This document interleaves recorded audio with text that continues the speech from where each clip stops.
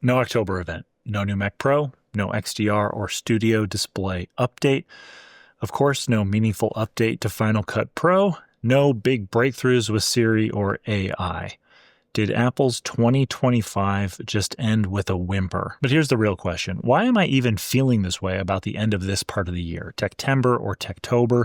That is traditionally the most exciting for people who love tech and innovation. Why am I even thinking about defining this time as it pertains to Apple as a whimper, as a letdown, as disappointing? Now, this video isn't a hardline stance. I don't have this big thought out thesis that I'm going to defend. I'm just going to kind of think out loud. This is meant to be a sort of conversation, and you'll weigh in the comments, I hope, so I can hear your thoughts. So I'm trying to connect this feeling to the external forces that surround me, that surround you, to try to find answers or at least some kind of guidance on how someone like me can be surrounded with so much incredible technology, yet feel disappointed, unenthused, and kind of bored by most of it. Are there external forces that are causing it? Maybe it's just an internal thing. I shouldn't even look to the outside world for the meaning of this. I should only look inward. Of course, it's probably both, and maybe I shouldn't expect an answer, but rather just awareness, a more well-defined map of what's out there and in here that results in this feeling of apathy. So I haven't touched my laptop in months. I hardly ever use my iPad Pro. It's sitting right here with the battery dead.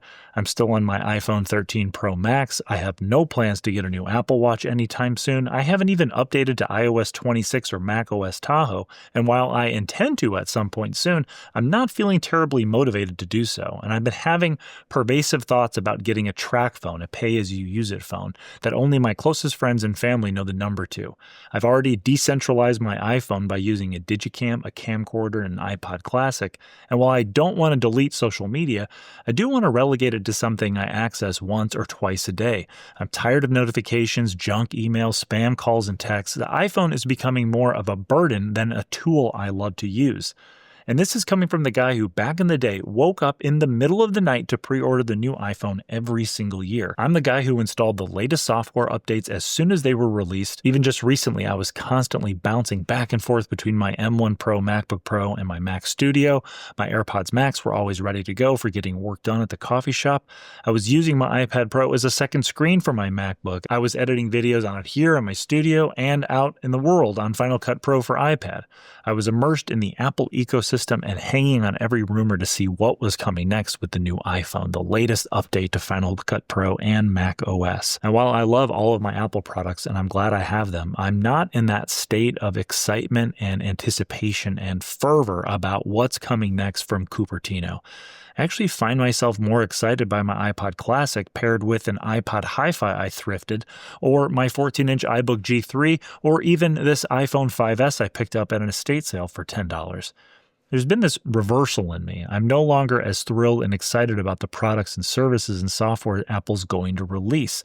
This state of heightened anticipation. It seems that feeling has shifted its focus to the past, this sort of retro-futurism where I want to find vintage Apple products and maybe somehow climb inside this future that we used to imagine, a future that hasn't come true, a lost future.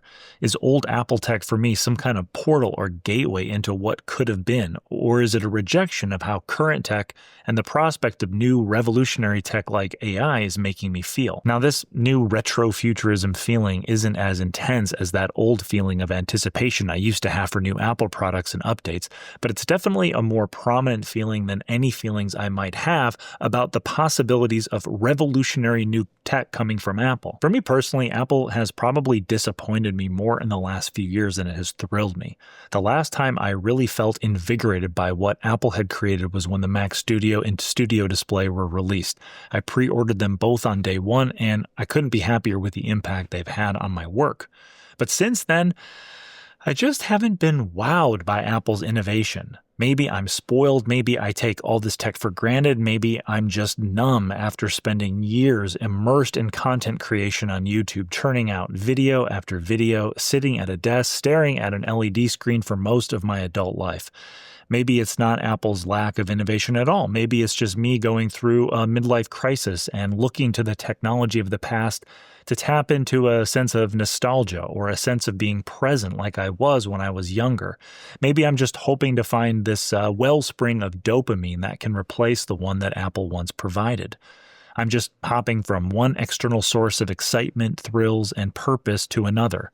If I can't be in a state of heightened anticipation for the next Apple release, craving that wave of dopamine that cascades through me every time Apple shares the next big thing, well, I'll just find another source. Old Apple tech, vinyl records, physical media, vintage clothing, I'll get my fix there.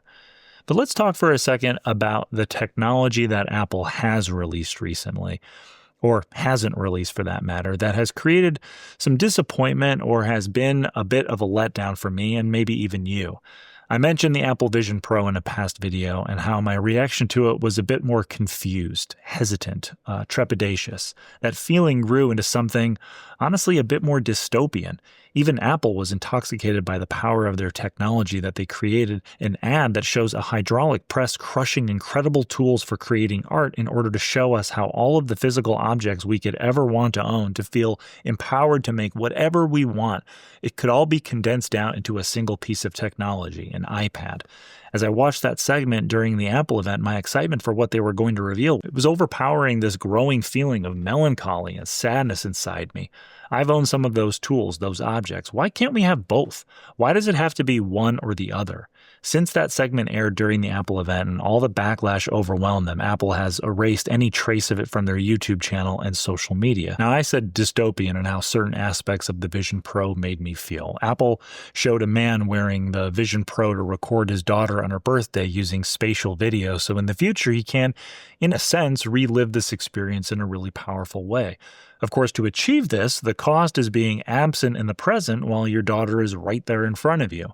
And in other clips, users are watching immersive videos by themselves or using their Vision Pro for spatial computing. Instead of staring at a screen in front of you, you can strap two of them to your face so that they're just inches away from your eyes. Is this the future we all imagined in the 90s and early 2000s? When I thought of my future when I was a kid or a teenager, I thought about being married, having kids, what kind of house and neighborhood I'd like to live in, what life living near a big city would be like, what kind of job I'd have. I didn't really envision my future consisting of sitting at a desk staring at a screen for 8 to 10 hours a day. But hey, with the Vision Pro, I'm no longer tethered to my desk. I can strap the computer to my face and bring it wherever I want. But is that really any different? Is it any better? I think the real problem isn't that I think technology is going to free me from having to sit at the computer or on my phone or spending time in the digital realm. The real problem is that revolutionary, innovative tech like AI is going to pull me in deeper and deeper because I'll be able to do more, make more, create more. And this ability, this empowerment that I'll feel will convince me that the more time I spend making YouTube videos, writing articles, researching what's going on in the world of content creation, show business, what's going on with retro tech and all things vintage, the better my work will be and therefore give me the greatest chance at, in a way, winning the lottery so that I have enough money to achieve some kind of freedom, where on any given day I am able to do exactly what I feel like doing without the pressure of acquiring more stuff or making more money or feeling more successful or signaling to others that I'm doing really, really well. There's something inside of me that is convinced that I can earn that level of freedom if I just buckle down now and get the hard work done so I can earn the greatest reward, which is acquiring enough wealth to be able to do only the things that enrich me, travel, meaningful time spent with family, artistic and creative projects that are born more out of pure inspiration rather than a need to create some kind of windfall profit for my business. And the truth is that until you realize it, it's really all just a mirage. It's all an illusion. You're going to be chasing that thing for the rest of your life, and you will have been so caught up in it that you will have missed all of the best things that life gives us. And this is the real dilemma with the digital realm born out of the internet. We used to turn the internet off through the portal of a computer and a dial-up modem. When we turned it off, we were back in the real world living our lives. But life isn't like that anymore. And I think I feel this apathy in a way because the technology I'm seeing makes living in the digital realm and harvesting reality for things we're doing and making in the digital realm so much easier. Maybe it's because I'm 46 years old and lived for, 16, 17 years before the internet, sort of as we know it, even existed. But I'm constantly seeing videos online about people deleting social media, decentralizing the iPhone, getting a dumb phone. Something is happening, and something is getting us to take a second look at a more analog life, a life away from the magic rectangle, the digital realm, social media, the internet. I think now that we're nearing the end of fall and winter is setting in, New Year is about to start, we can pretty much take a break from watching any new tech from Apple, at least until the early part of the year. They're going to let the holiday shopping season ride with everyone getting iPads and iPhones and AirPods and MacBooks. And then this cycle of new tech releases will start again with whatever new models Apple will drop in the spring.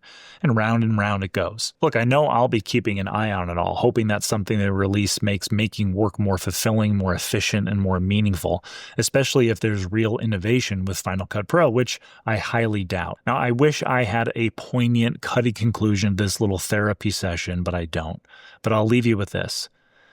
The most exciting piece of tech I've acquired this year is more than 70 years old. It's a Leica 3F red dial from the early 1950s, and it is to me a work of art in its own right, as well as a single-purpose tool that gets me out into the real world, into the sunshine, on the streets, in small towns, meeting new people and discovering new places. It empowers me to make work through photography, and while I will share that work on YouTube and social media, it's a welcome reprieve from this cycle of feeling like I'm giving too much precious time to existence in the digital realm, and not enough time feeling alive in real life.